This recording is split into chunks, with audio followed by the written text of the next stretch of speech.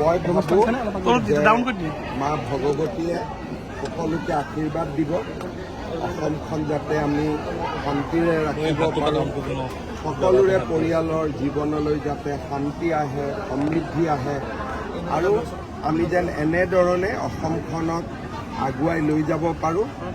এটা হতাশাৰ সময়, দুখৰ সময়, তাৰ মাজতো আমি যাতে সমাজখন সমন্বয়ৰ মাজেৰে আগুৱাই লৈ যাব পাৰোঁ, তাৰ বাবে মা ভগৱতীৰ ওচৰত প্ৰাৰ্থনা কৰিছোঁ। আজি আমাৰ সমষ্টিৰ যিমানখিনি পূজা চাব পাৰোঁ, চাবৰ কাৰণে চেষ্টা কৰিম।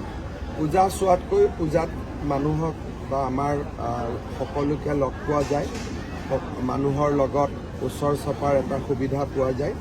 সেইকাৰণে মই প্ৰত্যেকবাৰে পূজাত যিমান পাৰোঁ পূজা মণ্ডপ চাবৰ কাৰণে চেষ্টা কৰোঁ।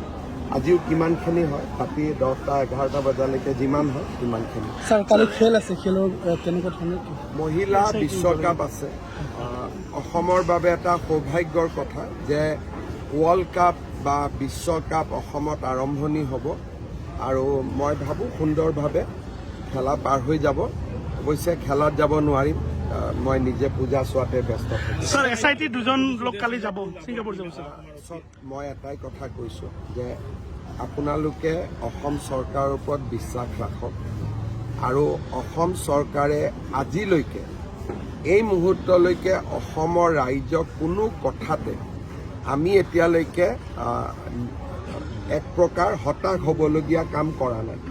গতিকে বহুত প্ৰচেষ্টা চলি আছে, যাক বহুমুখী প্ৰচেষ্টা বুলি কয়, আৰু আমি নিশ্চিতভাৱে আমি এই গোটেই ঘটনাটোৰ লগত জড়িত সকলোকে শাস্তিও দিব পাৰিম, ন্যায়ো দিব পাৰিম। ছাৰ, আদানী আহিছিল যোৱাকালি, জুবিন গাৰ্গৰ কাৰণে কিবা কৰিম বুলি কৈছে, যদি পৰিয়ালে বিচাৰে। কৰাৰতো প্ৰয়োজন নাথাকে, অসমৰ ৰাইজে কৰিব। তেখেত আহিছে, তেখেতে মোকো লগ পাইছিলে।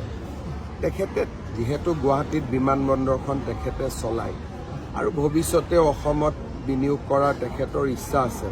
সেইকাৰণে জুবিন গাৰ্গৰ পৰিয়ালক আহি দুখৰ সময়ত সমবেদনা জনাইছে। আমি সিমানতে আমি আনন্দিত, আমাকতো টকা পইচাৰ প্ৰয়োজন নাই। ঠিক আছে।